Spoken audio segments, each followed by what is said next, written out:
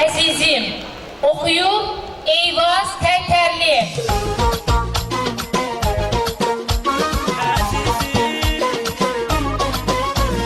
Yüreğim canımsan azizim, sevgili yarımsan azizim. Yüreğim canımsan azizim, sevgili yarımsan azizim.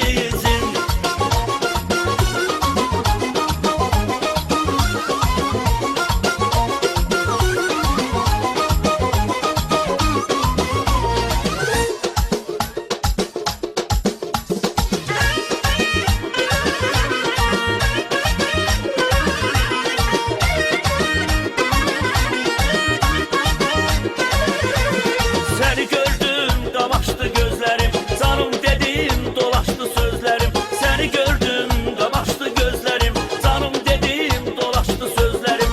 Öz kalbimi ben sana gönderirim,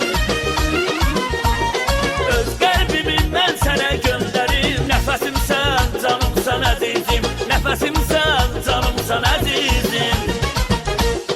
Yüreğim canım sana azizim, sevgili yarım sana azizim. Yüreğim canım sana azizim, sevgili yarım sana azizim.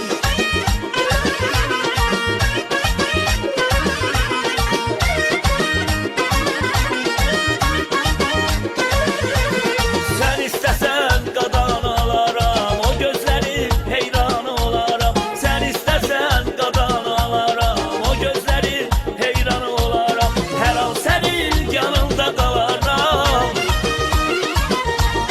her an senin yanında kalaram. Nefesim sen, canım sana azizim, nefesim sen, canım sana azizim. Yüreğim canım sana azizim, sevgili yarım sana azizim. Yüreğim canım sana azizim, sevgili yarım sana azizim.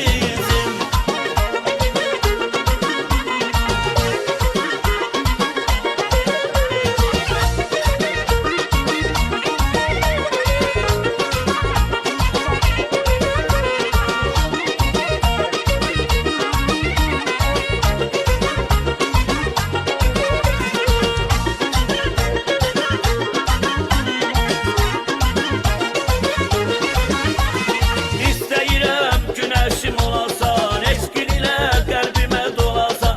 İstəyirəm günəşim olarsan, eşqin ilə qəlbimə dolarsan. Razıyam ki canımı alasan, razıyam ki canımı alasan. Nəfəsim sən, canım sən əzizim, nəfəsim sən, canım sən əzizim. Yüreğim canım sen azizim, sevgili yarım sen azizim.